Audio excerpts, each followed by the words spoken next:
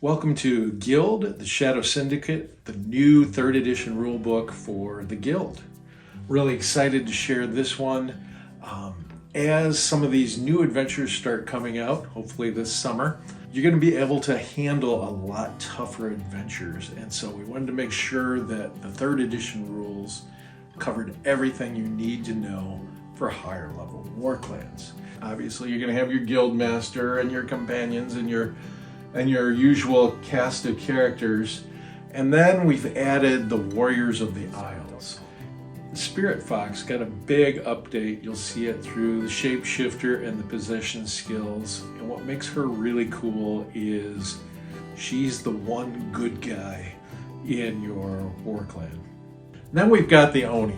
And when you add a Oni to your war clan, you roll 3d6 to see what special ability he has. Don't roll poorly because they might be the Oni of Gluttony, which gives them the Gorge trait, which means that they eat much faster. So if they turn on your war clan, that's a bad thing. And of course, the one that everyone's going to go out of their way to try and get is the 18, which is the Oni Magi.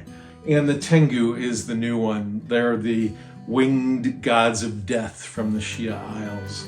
They're putrid, vile creatures, but they can fly. And then the big change is the Outsider, which is kind of like a Ronin samurai, displaced by the Cataclysm, no master, and didn't commit ritual suicide. And so he's trying to find his place in the world.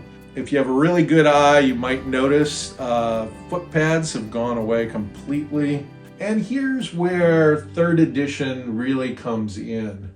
We're going to go to 6 warrior war clans instead of the standard 8. It's going to speed the game. It's better for new players. You can still add warriors, and it keeps even longer adventures like the Pit down to a good 3 hours. And then we get into the skills. Assassin is going to be one of the most powerful skills in the game. It gives you an extra attack die for melee and missile as long as you're using those assassin weapons.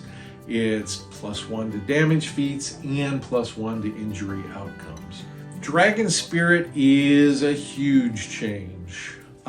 We made it a single skill, and we did that because as a doubles, people were taking Fighter rather than Dragon Spirit, and it just wasn't in the spirit of the game. Because we did that, we needed to take foot pads out of the game completely because everybody would just build foot pads, they wouldn't build enforcers. Graceful Swan, a new master skill. Fight without armor, it's a martial arts skill. It adds +5 to your base defense, combines with Mantis Stance. Guard Dog is one that you're going to need for the Akita.